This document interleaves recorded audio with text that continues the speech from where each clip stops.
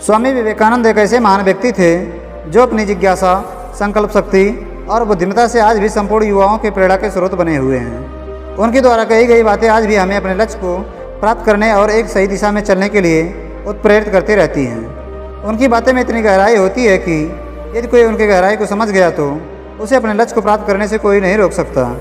तो आज मैं स्वामी जी के जीवन से जुड़ी 2 कहानियाँ सुनाऊँगा, जिसे सुनने के बाद आपके जीवन में बदलाव आ जाएगा। उसमें से जो पहली कहानी है वह कुछ इस प्रकार है। बात उन दिनों की है जब स्वामी विवेकानंद अमेरिका के शिकागो के विश्व धर्म सम्मेलन में भाग लेने गए हुए थे। अमेरिका के उस सम्मेलन में उनके ऐतिहासिक भाषण के बाद वे पूरी दुनिया में विख्यात हो गए। उसके बाद भारतीय संस्कृति और सनातन धर्म की खुशबू बिखेरते हुए वे पूरी दुनिया में विख्यात हो गए। इसके बाद वे सनातन धर्म का प्रचार करते हुए पूरी दुनिया में भ्रमण करने लगे। इसी दौरान एक फ्रांसीसी विद्वान उन्हें अपने घर पर गेस्ट के रूप में इन्वाइट किया। स्वामी जी उस विद्वान का इन्विटेशन स्वीकार किए और विद्वान के घर पहुंच गए। वहां पर उनका भव्य रूप से स्वागत हुआ। उनकी रुचि अनुसार भोजन भी मिला, जो कि विदेशों में ऐसा भोजन मिलना एक बहुत ही बड़ी बात थी। इसके बाद शाम को बड़ी बड़ी रचनाओं और शास्त्रार्थ पर डिस्कशन प्रारंभ हुआ। डिस्कशन जहाँ हो रहा था वहीं मेज पर लगभग 1,500 पेज का एक किताब रखा हुआ था। स्वामी जी ने उस किताब को देखकर कहे, यह कौन सा किताब है? इसे मैं अध्ययन करना चाहता हूँ। तब फ्रांसीसी विद्वान ने कहा, स्वामी जी ये दूसरी भाषा की किताब है, आप इसे अध्ययन नहीं कर पाएंगे। आप ये भाषा भी नहीं जानते। मैं खुद इसे 1 महीने से अध्ययन कर रहा हूँ। तब स्वामी जी ने कहा, आप मुझे सिर्फ 1 घंटे के लिए इसे दे दीजिए। 1 घंटे बाद मैं आपको वापस लौटा दूंगा। यह बात सुन फ्रांसीसी विद्वान को गुस्सा आने लगा।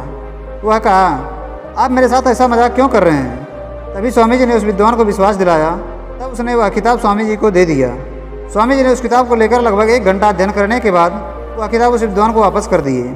तब उस विद्वान ने स्वामी जी से कहा, स्वामी जी आप कैसा मजाक मेरे साथ कर रहे हैं? मैं खुद इस किताब को 1 महीने से पढ़ रहा हूँ, पर अभी आधा किताब मात्र पढ़ा हूँ। आप कैसे इसे 1 घंटे में पढ़ सकते हैं? मैं तो इस बात को नहीं मानता। तब स्वामी जी ने उस विद्वान को विश्वास दिलाने के लिए कहे, तुम किताब को खोलकर किसी भी पेज के बारे में मुझसे पूछ सकते हो।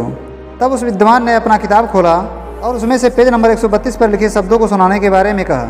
तब स्वामी जी ने उस पेज पर लिखे शब्दों को हूबहू पढ़कर सुना दिए। उनके मुँह से प्रत्येक शब्द और अक्षर हूबहू सुनने के बाद वह विद्वान के होश उड़ गए। वह तुरंत स्वामी जी के चरणों में गिर गया और कहने लगा, आप महान हैं। आप जैसा इंसान मैंने आज तक नहीं देखा। उसे पूरा यकीन हो गया कि यह कोई साधारण व्यक्ति नहीं है। इसके बाद स्वामी जी के जीवन से जुड़ी जो दूसरी कहानी है वह कुछ इस प्रकार है। एक बार स्वामी जी कहीं जा रहे थे। कुछ दूर चलने के बाद रास्ते में एक नदी पड़ा। वहाँ पहुँचने से पहले ही नाव उस किनारे को छोड़कर दूसरे किनारे जाने लगी। स्वामी जी वहीं पर रुककर उस नाव का इंतजार करने लगे। तभी वहाँ पर एक साधु आया और स्वामी जी से पूछने लगा, तुम यहाँ पर क्या कर रहे हो? तब स्वामी जी ने कहा, मैं यहाँ नाव के वापस आने का इंतजार कर रहा हूँ। साधु ने कहा, तुम्हारा नाम क्या है?